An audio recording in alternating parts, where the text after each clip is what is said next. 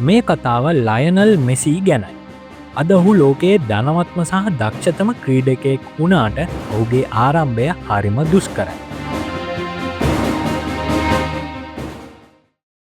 ආජින්ටිනාවේ රොසාරියෝ කියන සාමාන්‍ය නගරයක ඉතාම දුප්පත් පවුලක තමයි මෙසී ඉපදුනේ. ඔහුගේ පියා ජෝර්ජ් මෙසි. ඔහු වානේ කම්හලක සේවකයෙක් විදියට මහන්සි වෙලා වැඩ කළා. මව සීලියා කුයිච්චිනි. ඇය අර්ධකාලීනව ගෙවල් පිරිසිදු කරන රැකියාවක නිරත වුණා. මෙසි පොඩිකාල ඉඳලම තමන්ගේ පනටත් වඩා පාපන්දුවට ආදරය කළා. ඔහු හීන දැක්ක කවදහරි ලොකු ක්‍රීඩකයෙක් වෙන්න. හැබැයි වයසවුරුදු 11ේදී මෙසීගේ මුළු ලෝකයම කඩා වැටුවා. වෛද්‍යවරු සොයාගත්ත මෙසීට වර්ධක හෝමෝන ඌනතාවයක් තියෙනවා කියලා. සරලවම කිව්වොත් මෙසීගේ ශරීරය වැවෙන එක එතනින් නතර වුණා. වෛද්‍යවරු කිව්වා ජෝර්ජ් ඔබේ පුතාට හැමදාම රැයට හෝමෝන එන්නත් කරන්න ඕනේ. එහෙම නොවුනොත් මෙයා කවදාවත් සාමාන්‍ය මිනිහෙක් වගේ උස මහත් වෙන්නේ නැහැ කියලා. මේ බෙහෙත්වලට මාසෙකට ඇමරිකානු ඩොලර් 900ක් විතර වියදම් වුණා. ඒ දුප්පත් අම්මටයි තාත්තටයි ඒක කන්දක් වගේ ලොකු මුදලක්.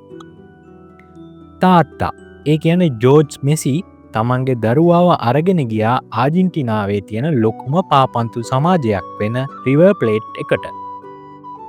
මගේ පුතා පුදුම දක්ෂයෙක්. කරුණා කරලා එයාගේ බෙහෙත්වලට උදව් කරන්න කියලා ඔහු එතන හිටපු බලධාරීන්ගෙන් ඉල්ලා සිටියා.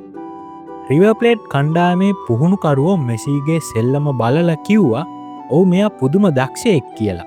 හැබැයි අන්තිමේදී ඔවුන් මෙසීව ප්‍රතික්ෂේප කළා. ඔවුන් කිව්වේ පොඩි උසක් තියෙන හැමදාම බෙහෙත් විදගන්න ඕන මිටි කොල්ලෙක් වෙනුවෙන් අපි මොකටද සල්ලි වියදම් කරන්නේ. ඒක අපිට පාඩුයි කියලා ඔවුන් කිව්වා. තමන්ගෙම රට තමන්ගෙම මිනිස්සු තමන්ගේ දක්ෂතාවයට වඩා තමන්ගේ අඩුපාඩුව ලොකු කරලා බලද්දී ඒ 11 හැවිරිදි දරුවාගේ සහ ඒ පියාගේ හිතට මොනව හිතෙන් නැද්ද. හැබැයි මෙසීගේ දෛවය වෙනස් වෙන්න තිබුණ ඉස්පාන්‍යයේ බාසිලෝනා නගරයේදී. බාසිලෝනා කණ්ඩායමේ එවකට ක්‍රීඩා අධ්‍යක්ෂක කාල්ස් රෙක්සැට් මෙසී ක්‍රීඩා කරනවා බලන්න ආවා. මෙසි සෙල්ලම් කරන හැටි දැක්කම ඔහුට හිතුණා මේ ඉන්නේ සාමාන්‍ය දරුවෙක් නෙමෙයි දෙවියන් නෙවපු දරුවෙක් කියලා. ඔහුට බය හිතුණා මෙසීව වෙන කවුරුහරි අරගෙනයයි කියලා. ඒ වෙලාවේ ඔහු හිටියේ හෝටලයක. ඔහු ළඟ නිසි ගිවිසුම් පත්‍රයක් තිබුණෙත් නැහැ. ඔහු වහාම අසල තිබුණු සාමාන්‍ය නැප්කින් කඩදාසියක් අතට ගත්තා. ඔහු ඒ නැප්කින් කඩදාසිය උඩ මෙසීගේ වෛද්‍ය වියදම් සහ අනාගතය වෙනුවෙන් පොරොන්දුව ලියලා 2000 වසරේ දෙසැම්බර් 14 වෙනිදා අත්සන් කළා. අදටත් ඒ නැප්කින් කඩදාසිය ලෝකයේ වටිනාම ලේඛනයක් විදියට කෞතුකාකාරයක තියෙනවා. හිතන්න ලෝකේම ප්‍රතික්ෂේප කරපු දරුවෙක්ව නැප්කින් කඩදාසියක ලියපු පොරොන්දුවකින් ලෝකයේ රජෙක් වුණා.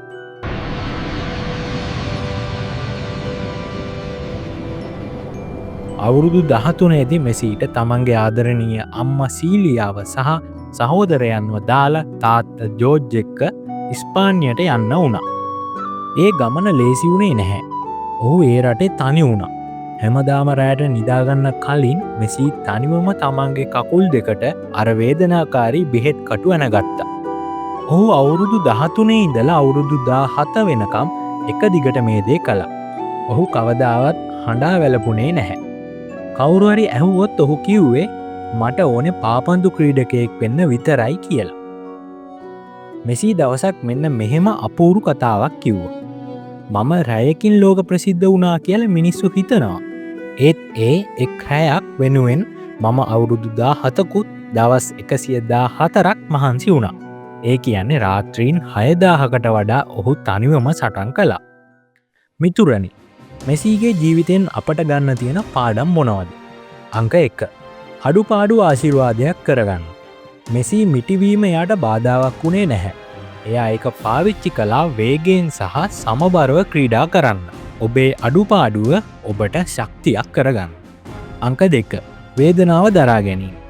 හැමදාම බෙහෙත් විදගන්න එක දරුවෙකුට ලේසි නැහැ. ඒත් ඒ වේදනාව දරාගත්ත නිසා තමයි අද මෙසි මුළු ලෝකයේම වීරයෙක් වෙලා ඉන්නේ.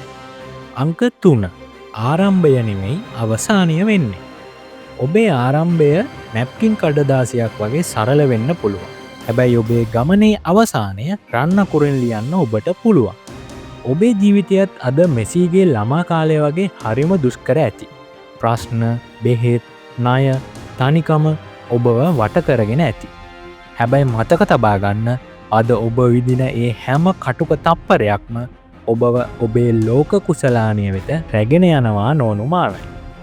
අවසාන වශයෙන් මම මෙහෙම කියන්න. දෙවියෝ ලොකුම සටන් දෙන්නේ ශක්තිමත්ම මිනිස්සුන්ටයි. ඔබ අද සටනක ඉන්නවා නම් ඒකෙන් කියවෙන්නේ ඔබ ලෝකය දිනන්න ඉපදුණු ශක්තිමත් මනුස්සෙක් කියන එකයි. ඔබට ජයවේවා.